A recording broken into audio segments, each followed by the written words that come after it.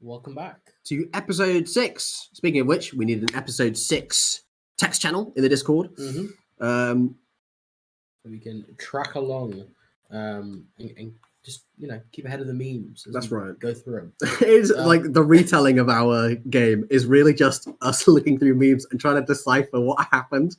So this is the task that we were faced with when we were going through some, especially episodes. I think 3 and 4 were a bit tricky. Yeah, we were looking at some of the memes, and it was like,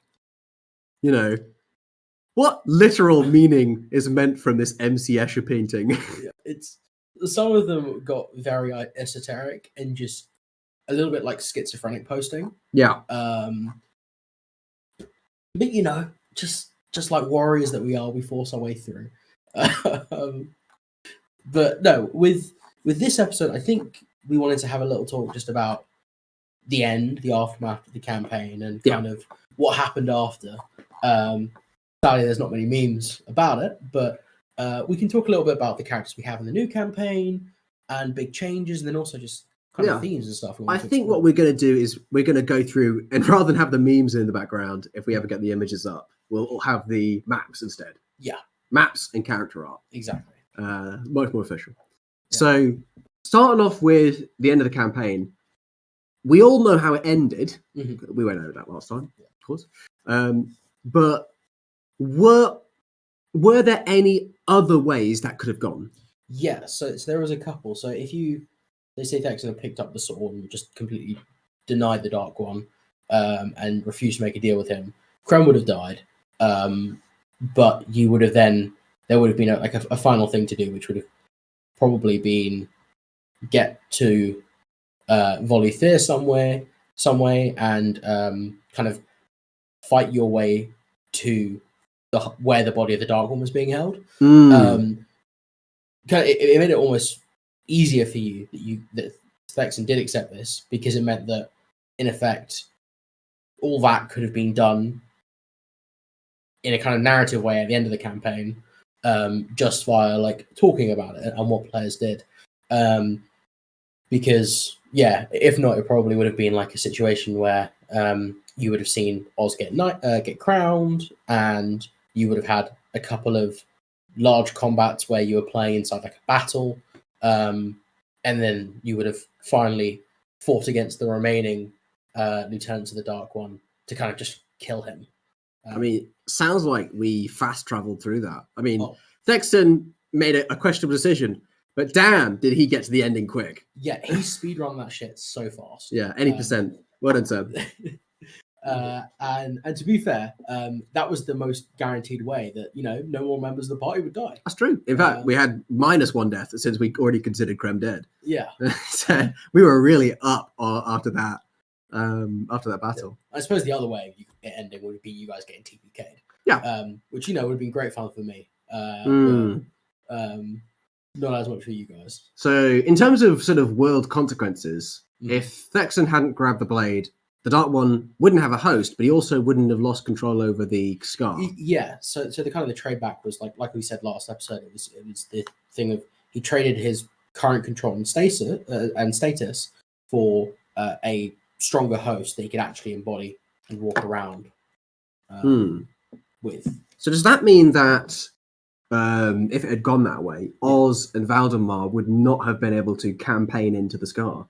They probably would have, but it wouldn't have just been Oz and Valdemar. It would have been like a more united effort. Yeah, the party with you, I guess. Oh, I see. So we would have role played out the journey into the scar. Yeah. Ah, I see. Okay. Yeah, probably through a series of smaller 3-session things with time skips in between, just because the realities of running through that. Damn, we could have visited the prison that was broken out of. Yes, that would have been a great point. It would have meant that you could have had a bit more of a say in terms of where they landed. You could have gone to see a bit more of the world. Maybe, but it felt like at that point you guys were level 12. Yeah. So the campaign was kind of at a point where it made sense narratively to also end it. No one wants to play or DM past level 12 because things take forever. Yes. Yeah. I think that's one thing we learned for this campaign. I've kind of talked with you guys. I'm going to keep you at level 5 to 6 for a lot longer, just because I think that's kind of the optimal time in terms of D&D combat, and also with characters being able to do a lot of things. Yeah, that's when you get your sort of heavy upgrade, 3rd level spells, extra attacks. Exactly. And you can see small upgrades in terms of like magic items or even just regular armors. But it's not at the point where like kind of later on in D&D when armor kind of becomes a lot weaker. It does become a little obsolete unless it's legendary, which is unfortunate. One thing that we briefly touched on last lesson was the fates of 3 ill-begotten characters. That we talked about last time: Holger, Gronk, and Gud. And we spoke about how they, to the party, were dead after they went down into the murder hole. But you mentioned that there was something else to tell about their story. Yeah. So there was a little bit of mystery there. It kind of relates a little bit to Gud's backstory. And the idea of, in the kind of the Gud episode that we had, we covered the fact that from his perspective, he was just fighting this monster. But there was a bit more there to it. The monster was like this, effectively like this sea god, or the prized monster of a sea god that was seeking to drown those people and then like bring them back as like drowned undead. Again, an amazing Berserk reference that you have unintentionally made, because Christian has not read Berserk because he has not committed the time to read such an epic tale. No pressure, Chris. This is like a roast of De Silva. So they ended up down, and at the end of the one shot I did, where you guys descended into an underwater tower, an extension of the original Prison Break, but with a few different characters, where someone got attacked by crabs, someone wrestled a shark using WWE moves, and the players, you ducked in sort of to listen in on the ending, and the players descended down the tower to the deepest levels, where there was psychoconductive fluid where they could hear the memories of the old people that lived there. And there were the undead corpses of those that dwelt. And the only intelligent undead there was the king. And we mentioned the king last time. The brother of the Dark One, as you revealed. So an immensely important figure. The way I played him was incredibly sort of unintelligent. He was really naive and dumb and didn't really understand what was going on. Like, from his perspective, everything just fell and he didn't know why. It was just normal, and then suddenly it collapsed. In fact, we got a description of his sort of view of the collapse, him overlooking the city and then it's suddenly burning.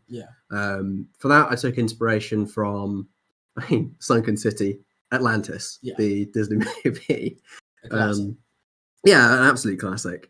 And after the party sort of dealt with him, his final act was to open the ways in an attempt to pull them into it using the flow of water. And to some extent, he did succeed, because several of the party members were pulled in, besides the 1 or 2 that could teleport 800 feet around or something ridiculous. The superheroes. The superheroes of the group that hadn't used all their spells. We had, I believe it was maybe 2 or 3 were pulled into the ways where, as a sort of Easter egg again, that I don't know how you felt about at the time, they met 3 conspicuous figures who had been lost inside the ways after it had become flooded. And the flooding of the ways was something that has been vaguely mentioned in other times. This sort of event where lots of water from the bottom of the ocean spewed in and washed away lots of these passages. In some regards, opening up the passages, sort of leading to new places. And in this case, filling them with water. Making big pools for nasty things to live in later. So we saw Gronk, Holger, and Gud down there. That is completely plausible, with the way that I thought about it as well, because there's no kind of limitation or outright rule saying that once they were drowned and turned into these drowned kind of undead thralls of this avatar, this being, there's nothing to say that they might not have been using these underground sunken pathways in the ways to get around. The kind of the benefit of working for a not so good guy is that he generally has some kind of understanding of how to avoid these dangers in these darker places. Yeah. Of course, we don't know a whole lot about the dangers that lie down in the ways. No, I think we'll probably explore that in the new campaign. But I kind of want it to be just largely from like a player's perspective. It feels, or at least in my eyes, it would feel better for me to describe creepy sounds or noises coming from this darkness, and then just letting whatever the thing in your brain is terrify you until I finally reveal what it is. And then we're all underwhelmed. No. Yeah, exactly. You're there like, oh my god, this horrifying monster. It was going to be terrible, and then it's like a tree or something. Yeah, exactly. Well, the ways sort of right now to us is like a sort of vague crossover between Silent Hill, which is like all the creepy noises and the mental stuff, and the warp. Yeah, yeah. It's like the dark warp. Like it's not as in like it's even darker than the warp. It's just like it's just light-wise. It is just hard to see. It's the warp with the lights off. That's all it is. Yeah. Although perhaps maybe a little subdued from the warp, because as soon as you enter, you don't immediately get torn apart by demons. Yeah, or your brain doesn't like explode. Yeah. So I guess it's kind of like the webway if the webway was shit. Yeah. Yeah. It's like the webway. Yeah. Yeah, you're absolutely right. It's just the webway. But yeah, it's very similar. There are like, of course, it's a situation where like if I get a bit bored of throwing like mundane monsters at you that you see kind of in the stat blocks, I can throw something kind of like Lovecraftian at you that is just horrific, that may have been living in the ways for like millennia. It is the home of the old elder evils of the world. Yeah, because as actually I think was explained, that the kind of the Ways project, like just because they're building way gates that are helping them pass through, there was still something there before that they just accessed. So it was like full other dimension. Yeah. So would that mean that there are areas in the dimension that is the Ways that aren't the Ways? Yeah. Okay, so there are other levels. Interesting. Yeah. So there are areas that are just either one not being mapped or like built upon. So if you turn in a certain way in the Ways, you might just come into like endless void space, like Astral Sea. Yeah. Interesting. Yes, and in that Astral Sea there are some some bad guys, weird crap. Yeah. Fab. Yeah, I really like that. I like the sort of abyssal depth. Okay, it's one thing, but if you go deeper, it becomes something completely different. And there are still yet deeper places. It also adds the kind of like the horrifying aspect that if you fall off something in the Ways, you'll be falling for eternity and you'll die from old age before you hit the ground. Oh my god. Yeah. Wouldn't you starve first? Well, I mean, yeah, that too. The Ways keeps you alive. No, it keeps hell. You have a constant supply of food, but people keep dropping down different morsels. Catch me! No, take my bread. There's just occasional like bread deliveries, or like a delivery guy that will appear. Falls through like a weird French cafe dimension. You can't say it doesn't exist. It's a big place. It's out there. That checks out. That's my next character. Oh my god. Japanese made cafe. I think if you did that, then like half the party would start making like that. I think I'm the one bastion that prevents it becoming too anime. Yeah. No, that's a lie. No, that is a huge lie. Felix's characters aren't too anime. I think Felix's aren't particularly anime, but mostly for the reason that most of them aren't human. Yeah. Seb's isn't that anime. Seb's is pretty anime. Are they? They're pretty anime. Well, Seb, you can weigh your. That's true. Yeah, we're going to hear his opinion on it, whether we like it or not. Yeah. We look forward to it. Yeah. But no, that was probably the Ways, and the kind of the way that their three fates ended. Again, like this is a villain or an entity that I might want to pull out in campaign 3, just because I've been thinking of like potential themes that might be there, and without like hard planning anything, the idea of like an ocean-based campaign, this would be like a really cool threat to throw at you. Or if there was, say, a campaign set in the ways, it could come up as well.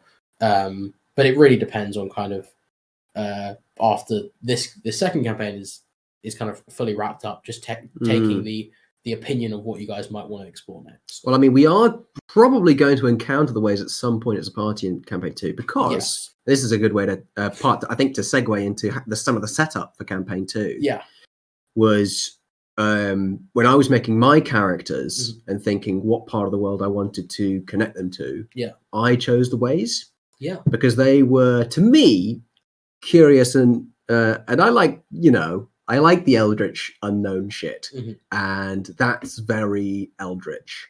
Yeah. So my first character that I planned was Herschel, and how it connected to Herschel, who was a monk, not unlike sort of Friar Tuck from Robin Hood. A monk who was actually a cleric. Yes, sorry, he was a cleric, but like a sort of Gregorian monk. Yeah. And his cloister, his monastery, was built sort of upon a waygate, and in some regards, we haven't really explored it. Yeah. But it is connected to the ways in some way that Herschel himself is not aware of. Yeah. And that monastery then is a sort of, it's been placed. The monastery wasn't built; it was a sort of restored and cleared out keep. Yeah. That was in a haunted, cursed forest, which we've had an encounter with, incredibly deadly. Yeah. But the party hasn't really explored that yet currently. No. But we may have to go back to the monastery at some point. We're not sure. Yeah. The monastery is it was a really interesting place to kind of work with you to kind of figure out what you wanted to do with it. And like you said, that there was kind of connections to the ways there, especially considering your Herschel was a kind of cleric of Timora. Yeah. Shamelessly ripped from the D&D like 5e Pantheon. Well, no, because Timora is different in 5e. I changed it. So we changed stuff, but the names are taken. So Timora in 5e is the god of fate and luck. Yeah. Here I leaned more into the fate, and it was the god of journeys. Yes. So, the ways and the god of journeys tied together a little, a little better, quite succinctly. And sort of that was part of his doctrine, being a sort of traveling, a traveling cleric, that helped those in need along the way. And ill-fated Herschel, we'll get to at a distant point. But I also want to talk about how it relates to Poacher. Yeah. My next character. Yeah. Who is much more deeply connected to the ways on a direct level. Have personal experience. Personal experience with ways. Poacher has actually been in the ways himself. Yeah. Because he was originally working for the Mud Knights, as we discussed. Not quite sure when he worked for the Mud Knights, because no one in the current setting knows who the Mud Knights are. Yeah. And Poacher was given a job, and his whole mercenary company was, to retrieve a certain artifact that we may see called the Staff of Egress. Yeah. And something went wrong. He doesn't remember exactly what happened, because all his memories before that time are fuzzy. But when the Mud Knights finally got to the staff, there was a backlash or trap, some kind of cataclysmic whiplash event that thrust the Mud Knights into the ways. They all became a little discorporated, and they were merged, amalgamated into the same person. So now there is Poacher. So is Poacher just kind of like permanently hearing things? Or? No, Poacher for the most is just a normal person, because he's sort of like an overlay of people, and thus has become the average between them. Okay. But if someone were to read Poacher's mind, they would hear something that Poacher is not himself conscious of, which is a sort of babble of people in the background. You can very much hear Poacher's own voice, but you can hear the rest behind it. Yeah. And Poacher doesn't know if he was a soldier in the Mud Knights before, or if he is something new that was made after. Yeah. But in a lot of ways, it doesn't matter because he's a fairly standard person when you get down to it. Besides the purple skin, Yeah, besides hard to move the past, alien features, he was trapped in the ways for a good amount of time. Yeah, not in a very dangerous part of the ways. No. Otherwise, I think he probably wouldn't have survived. No. But I mean, how did that have a toll on the way that you see Poacher? I think it means that Poacher is more willing to retreat and hide than a lot of the other characters. Yeah. I think it also means he's a little more unhinged because he doesn't quite understand how people will react sometimes. He's not great when it comes to social stuff, that's for sure. Yeah. Because he spent so much time away. And I think it makes him less curious. Like, he's still willing to learn about stuff, but he knows that curiosity can kill you because there are things in the ways that lure you in with sounds and trickery, which I haven't really played all that to the hilt, but that's what it's supposed to be. Well, I mean, we had one encounter with Poacher already in the campaign, where he saw a way gate, and that for you, I mean, you played that up quite a bit. You described him kind of standing there shaking. He didn't want to go back in. Yeah. I mean, the ways he is afraid of them. He's tied to them in a way he can't quite explain. But at the same time, he doesn't want to go back. That is his idea of hell is the ways. At least until he experiencing something else. After seeing Zenobia, he's having second thoughts. The demons were summoned in. He was like, whoa. There's hell, there's the ways, and then right above that, it's just any room in the presence of Zenobia, because she can make anything a living hell. I mean, there are a few characters that he's a little wary of now. So Zenobia is one because he saw the potential of damage, the monsters. Yeah. Although that being said, I think he still really likes all of the party. Because they're the only friends that he's really had. Yeah, I think it's important to kind of, at this point, probably bring up the rest of them. We've got the main crew, which started off as Coolius, who was a druid from Krem and Blum's Grove. Sorry, let me just clarify. Blum's Grove. Don't give Krem the credit for that fucking grove. But he had a little assistance of both of them.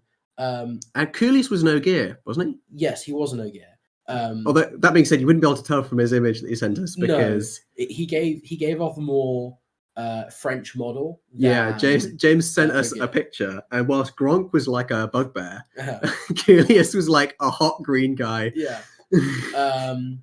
But sadly, Coolius didn't last particularly long. What was it? Second session? Yeah, it was second session. He was killed in a pretty horrific incident with some mountain lions.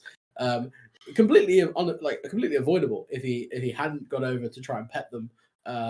Was that why the fight started? Yeah. Oh God. Well, I mean, he brought it on himself. Yeah, and but his quest was kind of built around the idea that the grove that Blum and Krem had kind of inhabited was starting to decay, and Blum didn't know why, and he was confused, and so Coolius. That sounds a lot like Blum. Yeah, Coolius kind of went out, the little druid in training that he was, to try and find a solution to help his Yoda, so to say. But yeah, the decision there to link it to the grove, and especially the decision for the grove to be withering, really linked to another two characters' backstories, Zenobia and Yuri. Yeah, because especially Zenobia, because I feel like with the way Yuri and Zenobia are brother and sister. Yeah, Yuri's the older brother, Zenobia is the younger sister, and they both have kind of their own separate backstories. But the rather interesting thing is, whatever Zenobia backstory is ultimately part of Yuri's backstory because he wants to explore it to help his sister, and vice versa. Zenobia, I think, has probably the strongest link to this because her backstory centers around her being a healer in her town, where Yuri was away fighting in wars to earn money and upkeep for the family. They were farming, and she would do kind of part-time work as a healer in the village. And that was all fine until there was a plague that came through, a spell plague, that kind of tore through the entirety of the village.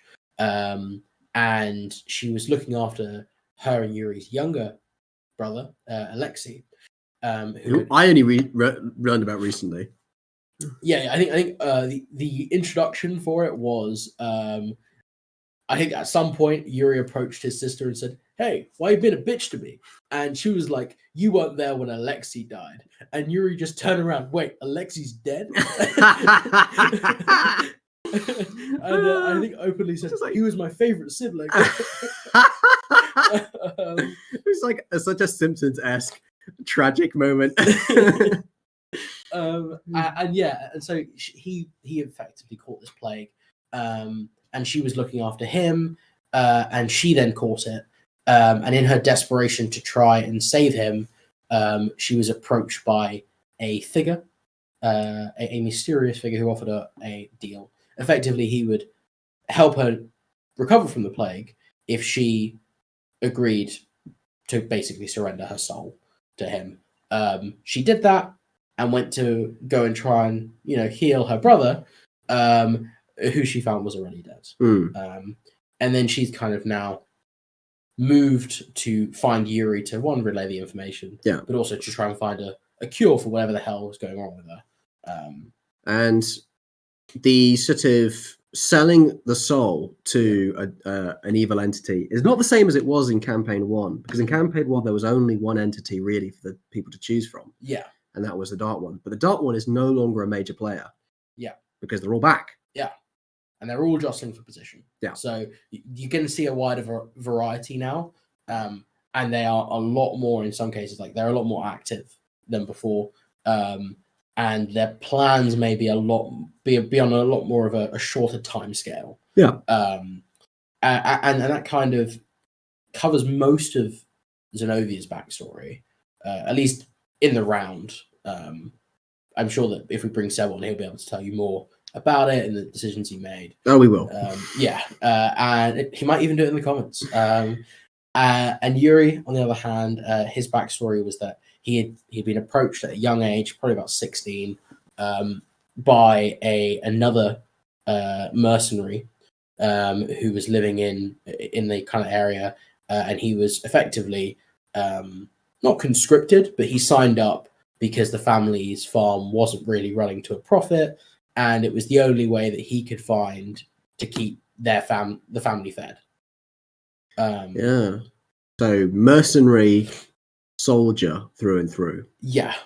And Yuri went off and fought in quite a few different conflicts with a group called the Sturmklingen, who we did meet. We have met until one day he was out on patrol and was attacked by something, and woke up after the attack with a kind of bite mark, and the rest of his friends all dead. And he... Now, did he think in his mind, because we're going to have Felix on to talk about this, but I want sort of 2 cents on it. Did Yuri think that he had been responsible, or the thing that had left the bite mark was responsible? So I think he probably thought he might be, because he ran and didn't go back to the stone cleaning. And he ran from the scene and assumed that either he had done something or there was a reason he'd been left alive. But I don't think at that point he knew that he was a bear. Yeah, I think that would be a question that would be interesting to talk Hmm. with Felix about, because he knows exactly what Yuri was thinking at the time. Yeah. But that is something that is particularly interesting, because Yuri, in some extent, saw the scene, got up and left, and had no idea about really what had happened, how it had gone down, and even if the people that were there were all actually dead. Yeah. Yeah. And so just sort of how these two backstories tie into the overall sort of setting up of campaign 2. Yeah. The Blight, I mean, active listeners will be able to tell that, it's disease, so it's probably related to our good old friend Dundellen. Yeah. Blum's not so nemesis, which links nicely to the decay of the Grove. Yeah. And Coolius. Yeah. The Stone Clingers for Yuri fit nicely to one of the towns called Ferron, where the Stoneclinger mercenaries sort of dwell and take jobs. So we were inevitably going to walk into that. Yeah, we were going to cross paths with them. We had Brimley. Mm-hmm. So Dragosh's character didn't stay for a huge amount of time. No. But was there for, I think, at least the initial opening short arc. Oh, absolutely. The Dwarven City. Yeah. Now, was Brimley a dwarf? Brimley was a changeling.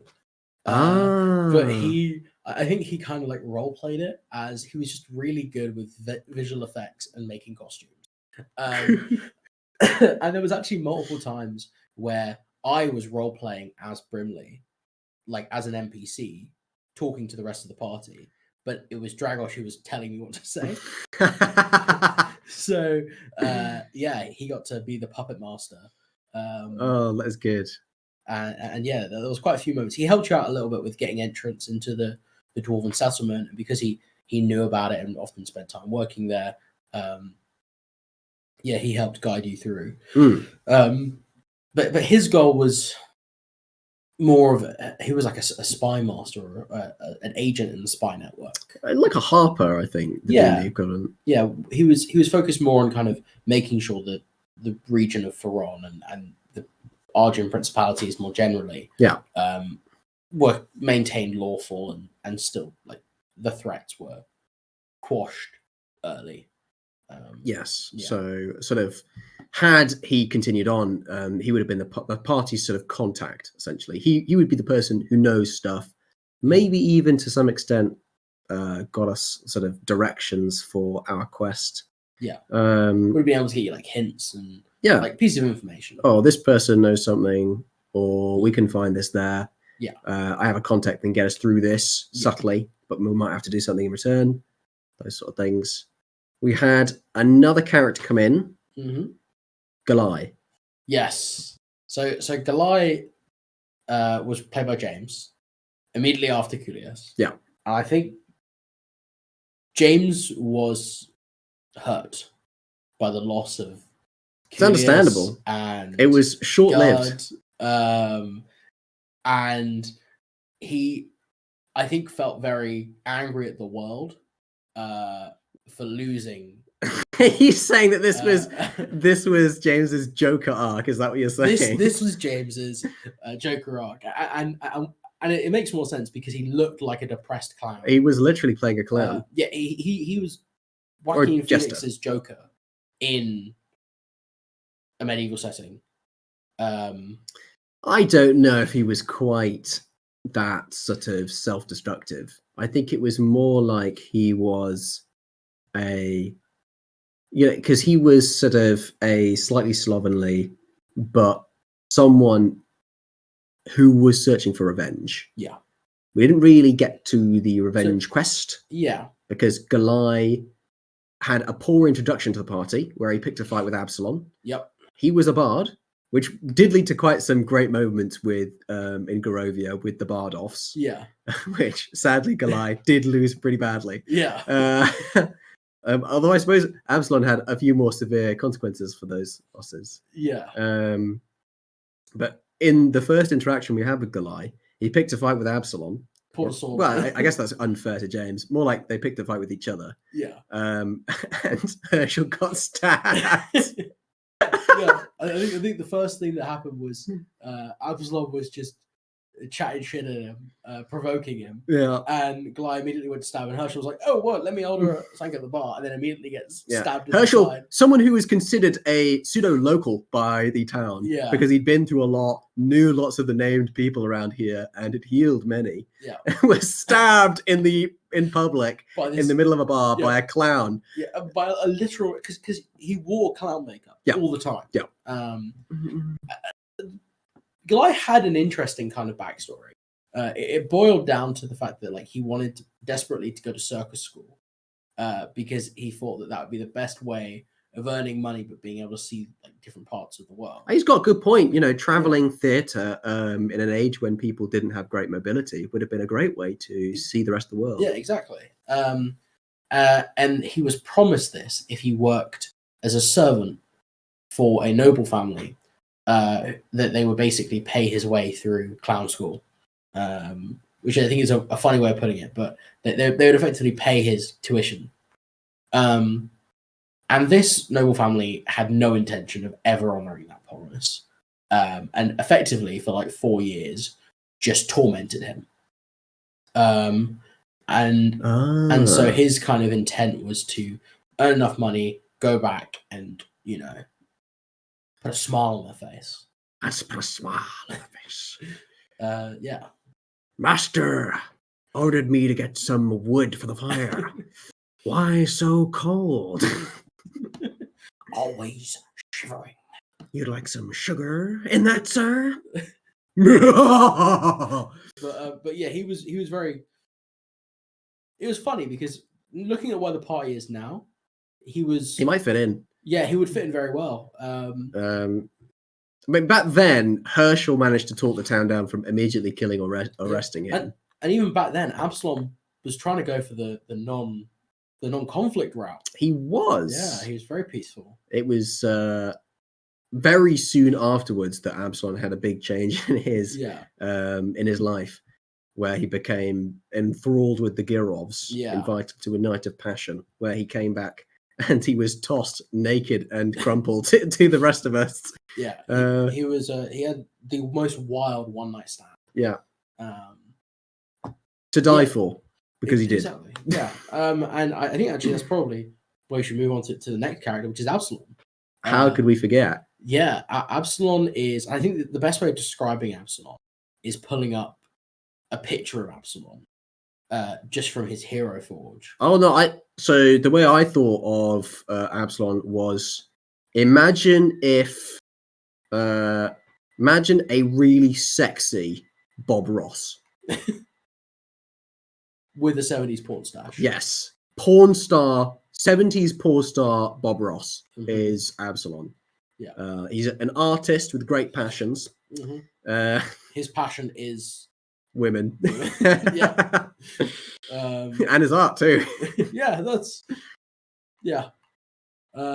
actually I can share a small bit about I think what Hilda sent me regarding Absalom's backstory. And there was a small line there that was quite eye-opening for the type of character that Absalom was. Which read, while playing with his lute, winky face, young Absalom found out that it could have other purposes. Some would even call it magic. Yes, a magic lute. Sorry. I might have believed that Absalom's magic focus is his dick. No, it's his lute. It's his lute. But it's his lute. The notes that I've been given from Yoda are just filled to the brim of innuendo written in the thought process of Absalom. He really went full bard on Absalom creation. There are horny bards, and then there is Absalom. I mean, if he ever comes across a shapeshifting dragon, he's going to try and fuck it. Oh, and he will get whatever form of dragon STD there is. He's tried to fuck most of the enemy female NPCs so far. Yeah. Of which... And even some of the males. Yep, some of the males too. Yeah. That being said, there was... in Faron, when we finally made it, there was one woman who he didn't get a chance to because the party, by the party I mean Poacher, murdered her a bit too quick. Yeah. Very efficient man. She was a psycho killer. Yeah. But we'll get to that in due course in the actual arc. But yeah, he has a propensity for carnal desires, which is only accentuated by what happened to him very early on in the campaign. Yeah. And he became a vampire. Which I feel like isn't a spoiler. No, it happened fairly early on. Yeah, very early. And it affected him quite profoundly. And now I feel like it's probably one of the main things about his character is the fact that he is a vampire. Not that he's ever really tried hard to drink people, because whenever we've set up people for him to drink in the past, he's just murdered them and not drunk. Yeah, or even like he was murdering these people, but he would turn around and have a bite from his favorite blood bag, Herschel, which was Herschel. I mean, Herschel was willing. He thought, well, if he bites me, the damage, other people won't be hurt, and my friend will not suffer the hunger. That was Herschel's thought, and Herschel's a big guy. He had great con, Herschel, so he thought he could handle it, and of course, he was actually fine until Absalom set on fire and Herschel did die. But we'll talk about that when we go. Real shame, because Herschel had literally just left the monastery. He just had his own big character moment and then he died. Yeah. Not great timing for that one. Yeah. What else do we want to talk about for campaign tune setup? I think it's important to go back and talk about the fates of Valdemar and Osmond. Oh, but we didn't talk about We did think, though, that we might save that for either Yolda or Felix's appearance. Yes, but I think it's important just to note that that effectively Oz, after the campaign, invaded Restria, fought off the forces of the Dark One, cleared out Voluthere, and set up a settlement there, which is now called Green Nest, which will post an updated version of the map that reflects that. Now, the Valdemites don't like Penhier, and that's a little bit of an understatement. And the Green Mountain was essentially the nest of Penhier in all of Restria. So I don't think if you did tell me, I don't remember, but I don't think we ever really discussed it at length. Whatever happened to the Green Mountain? So the Green Mountain was there and it stayed. Actually, the reason and the way that Oz was able to clear out Voluthere to then build upon it was that he used the help of the Penhier to kind of rid it of the evil spirits via magic, which was one of the reasons why Valdemar ultimately goes behind his back and betrays it later on. Very Valdemar move. Yeah. So Valdemar kind of saw Oz as like a great opportunity to spread the power of the Persover theocracy and to embed himself there. But then it was after this decision that there was a massive rift that formed between the two. And this then leads to Oz's death while campaigning in Argia. But I think that's those were the main things that we needed to preface before beginning the campaign. Something else we need to talk about is the interim. So the things that happened in between campaign 1 and campaign 2. One of those was the tower. Yes. Which we have discussed, and I feel like there isn't too much really to add to that. Yeah. Besides maybe that the people that were sent to the tower were brought by the Dragon Liberty, the one rescued in the first one shot, separate in your world, and that the tower itself was in the ocean, so a submerged city, and this was one of the few places that we're still jotting out. Very similar to the Dwarven city back in campaign 1 near Novogorsk. Yeah. Near city beginning with a B. Brindle, that's it. Where actually, canonically, this was a thing I think we missed. Gronk made a deal with the dwarves that they would name a district after him. Oh, of course. So if you ever go back there is a random district Gronk. known as Gronkintown. Gronkintown. That's well. I mean, if I have to play another character, I'm definitely coming back with a dwarf, and I'm definitely coming from Gronkintown. It's a very affluent district now. Just like my people say, it's Gronkin time. Damn it, Gronk all over these fools.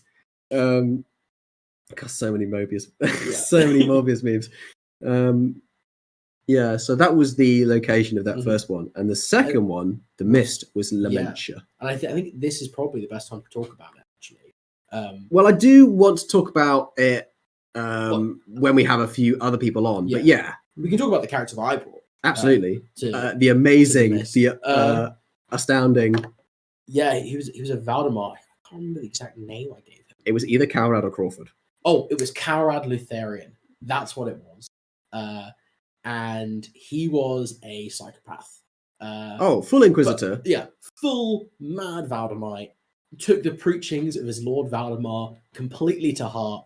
Saw any kind of magic or any kind of worship of another god as just completely heretical. And he was a character that I think was just... I wanted to play him as someone that was completely on the line. He wouldn't break the law to do this unless he thought you were beyond saving. So always making sure that, he leaves the area on good terms, at least with the authorities. Yes.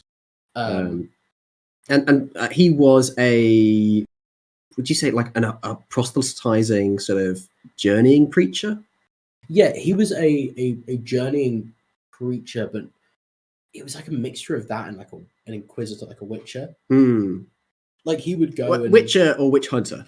Witch hunter, I think is probably a better term for it. But eventually as like a witch hunter for the Valdemites, he also did the dirty work of like going to hunt down vampires and monsters and werewolves. So he did the actual witch hunting stuff, like rather than just the finding innocent people and burning them at the stake. Yeah, I think he was a cleric paladin multiclass.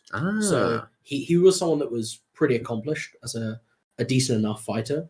But yeah, he was someone that kind of going into this was unhinged, was prepared to do horrific things if it meant that he was at least serving his deity and following the teachings of Valdemar, which was that any wizard or mage was innately evil.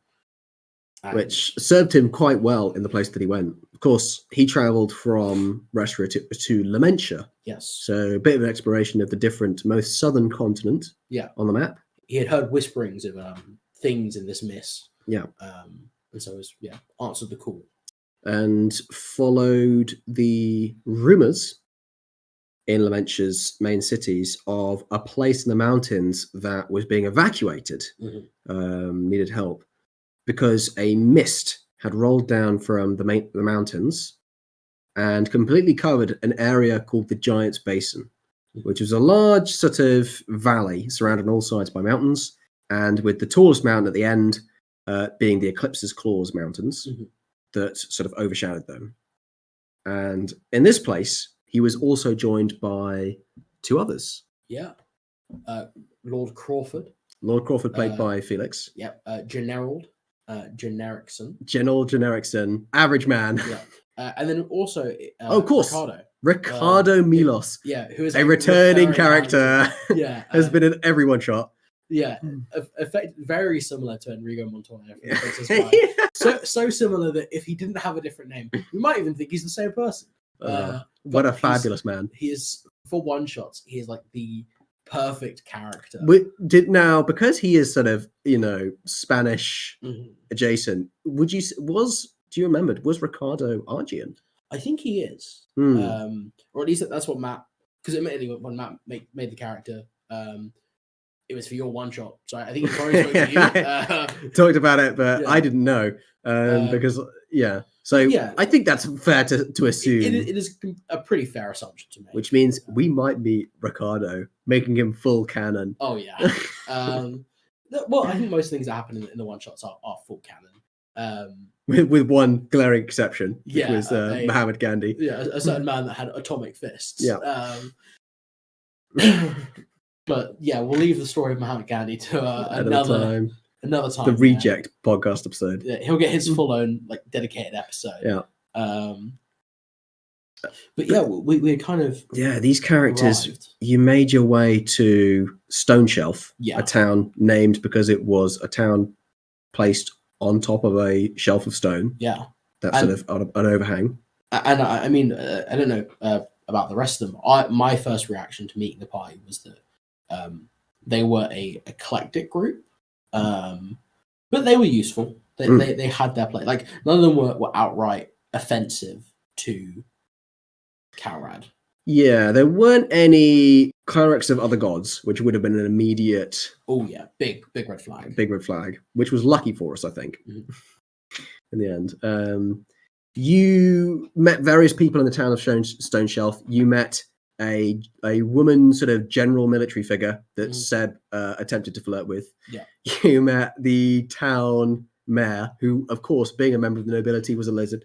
Yeah, as they all are. As they all are. Yeah. Whether we know it or not. You met an amorous couple in an inn who you didn't learn more about until a bit later, and you met a kindly minotaur called Apophis, who you also met later. Really good guy. Really great guy. Just the best. And then also, was there some clerics of Bahamut? There were clerics of Bahamut, the platinum dragon. Yeah, which Kara took particular pleasure in tormenting. Yeah. Not in any kind of like particularly aggressive way, just being like mildly ominous around them. I mean, there was a church to a different god in the town. Yeah. It was inhabited by one old lady. Mm-hmm. Not actually. I mean, if you'd gone in there, the lady wasn't a cleric. She wasn't serving a god. That temple was empty. It was disused. It was abandoned. Yeah. So I think you scouted it out. Yeah. But just sort of hid behind the doors and never went in. So no, well, I think I went in and I snuck in. Yeah. And she kind of came back in while I was inside.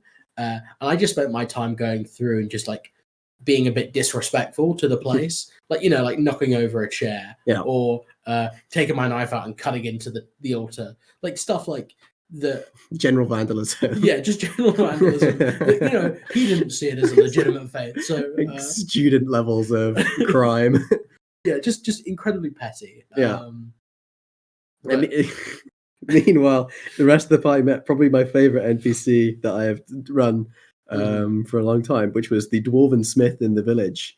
Rare that a dwarf would be so far from the sort of rest of the dwarven home. Yeah. But he was there for a very specific reason. And that was living stone, which was something that I added. And that was the walls of the town, and two of the statues in the town were made from living stone. And living stone has unique properties. Yeah. Essentially, the inspiration I took from that was Wraithbone from Warhammer 40k. Ooh. So it is essentially a psychoconductive material, living stone. You can, if you were a powerful enough wizard or had a powerful enough ego, you would be able to, as in like a really strong sense of self. Oh, okay. You would be able, you would be able to sort of project your mind into the living stone. Yeah. And keep your conscious mind alive as your body withered and died to age. And that's why it's so sought out. The dwarves wanted living stone because it would really assist them in the re-establishment of their old empire. And because they are excellent stoneworkers, and they sort of saw it as their birthright, really, because lots of their ancestors had worked with living stone. Lots of great armor and weapons could be made from it. But this living stone had been taken from a stone giant. Yeah. Stone giants being the sort of ones who were first making living stone. They were the sort of discoverers of it. Who was given to a wizard called Durok Thar as a pact. And that wizard made the town ages ago. And over the different cycles, the only things that survived were the walls and the two statues, the oldest buildings. And it didn't matter how many times I mentioned the two statues in the town, because you avoided them like the plague. Every time you walked through the center, I said, you see the two statues, you see the two monoliths either side, and you see the statue. And I mentioned them every time you walked through or even saw. Never once did you think, I'm going to go look at those things. So that might have been a fair point, but I got to push back on it. Right? Yeah. you gave us dreams, and in the player hierarchy, dreams rank above statues. I guess, but you only got them when you went to sleep. Ensure the statues first. Anyway, I wanted to talk about the dwarf. Karad was busy vandalizing. That's true. Kara had other priorities. The dwarf, this is something that you have continued. Yes. Is that dwarves, when they speak dwarvish or just common, they have an accent so thick it might as well be a different language. Uh-huh. So when Crawford went in to purchase a weapon, what he got was, Akar, you're gonna buy another weapon. Are you pay all the goal? And Felix's reaction was, I mean, like my reaction as a day was just like, what the hell is going on? But then once like, oh wait, he just has such a thick accent you can't understand a word he's saying. I thought, okay, this is brilliant. Like, not only is it the fact that dwarves are incredibly insular, they're so insular that their own dialect is so far gone that no one stands a chance of understanding them. And this is something I really want to talk about when we have Felix on. Yeah. But Felix asked me if he could have a Vorpal dagger when he went in. And I said, not Vorpal dagger, Vorpal letter opener. Yeah. But yes.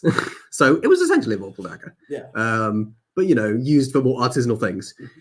And so he displayed this as a sort of trade offer for, I think it was some impressive artifact that the dwarf had, a weapon. The dwarf desperately wanted it because the dwarf knew that would be able to cut into living stone and be able to retrieve chunks of it. Yeah. And living stone would be able to heal it, repair itself over time. So taking that chunk would be no issue. But of course, Crawford is a member of the nobility. He knows that the dwarfs would probably want it. Yeah. And he was then suspicious that a dwarf was in this town, the only place with public knowledge of living stone. Yeah. And so he had brought the only thing that he knew could cut into living stone. So he didn't want to trade it. Yeah. So then you had this awkward conversation between them where he was refusing to give up the thing he had initially offered. And the dwarf was getting increasingly angry about not making the trade. Yeah, it was chaotic. Watching it was hilarious. Yeah. Because it was just Crawford being this character that effectively got away with selling whatever bullshit he wanted, and gaslighting Ricardo and Gennaro. Oh my god, yes, of course. Into just believing anything he said. And oh man, I wanted to talk to you a little bit about this as well, because we've talked kind of outside sessions about the idea that maybe in my world, dwarves aren't born, but they're... Oh, yes! Now, this is an idea that literally came to me yesterday that we spoke about while we were walking the dog. Yeah. Sorry, go ahead. And it's the idea that, like, dwarves are they're not born, they're not male or female. That's just how people see them. Yeah, people see dwarves and they're like, that's a man. Yeah. That's a male dwarf because he has a beard and he's burly. But no. Yeah. Dwarves are just dwarves. There are no men and there are no women. All dwarves look pretty much the same. Yeah. And they have the same anatomical features. And the way they reproduce is they're just found in the ground. Yeah, they don't reproduce. In order to find a new dwarf, you have to find a new dwarf. You have to keep digging and you'll get a new dwarf out of the earth. And I was just thinking and hearing you talking about living stone, and I was thinking, well, that makes sense why dwarves value it so much. Oh, yeah. Because if there's a finite number of them, and they are what are typical dwarves, they're stoic, they're strong-willed, they have a strong sense of loyalty and what they stand for.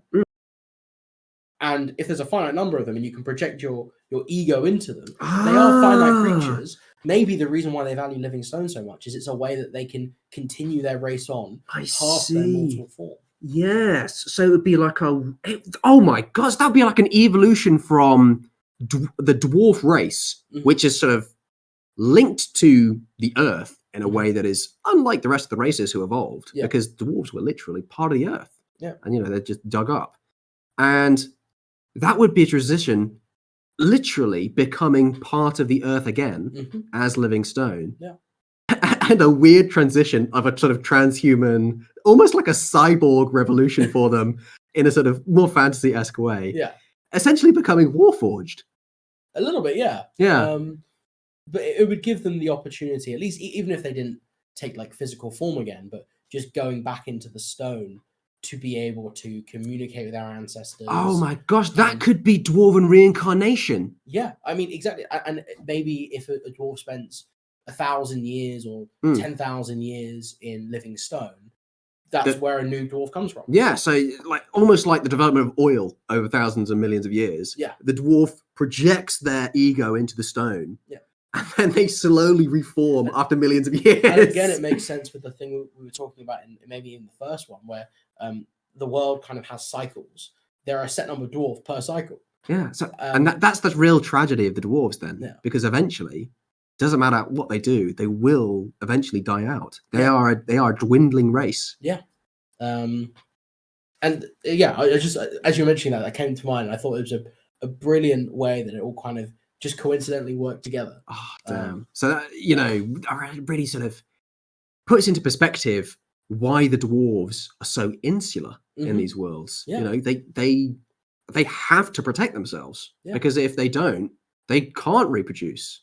You know, their race will be done if they let themselves die to violence. Yeah, and if they don't get that living stone and have enough of them there and dig deep enough to get more out, they'll just dwindle over the various ages.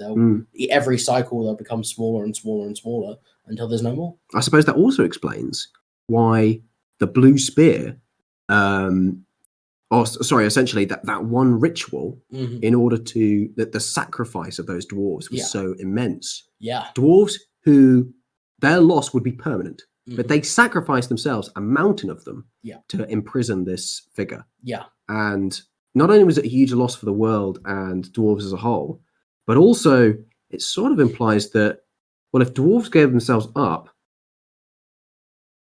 dwarves they can use their own souls and wills in a way that other races maybe can't. Yeah, I think that would make sense, especially because, I mean, in other worlds, like the dwarves aren't seen as particularly magical. No. But I think it would make sense, especially their strong will and their sort of almost like I would pull like force ghosts, but like dwarven sort of ancestral ghosts that are constant. I mean, in the typical dwarven fashion, are consistently disapproving. Yeah. They only show up when there's something to be disappointed at. Yeah, they'll just give you dreams occasionally and just point at you in a disappointed manner. Just like grumbling. Could have done better. Oh, you disappoint your ancestors. You shame. And I mean, unfortunately, we are running out of time for today because we have to eat and we have to get you back home. Yes. Yeah. But we will continue this. Yes. This is a short one, part 1 or 2. Yeah, and we'll continue part 2 with probably just covering everything that happened in your kind of 3-shot mini adventure. Oh, I'm excited. It was more. I think it was more than 3 shots, but it was good, over a month. It was a good it was a great story. And has some implications on the state. I'm excited to talk about the end. I really loved Calrad and his journey, especially what he became after it ended. Like a proper saint. Right. Well, thank you for listening. Thank you for listening, and take care, Seb and other viewers. By that, Seb and everyone else. And maybe Felix. Seb and whoever else hears this. Yeah. Well, take care, and we'll see you next time. Goodbye.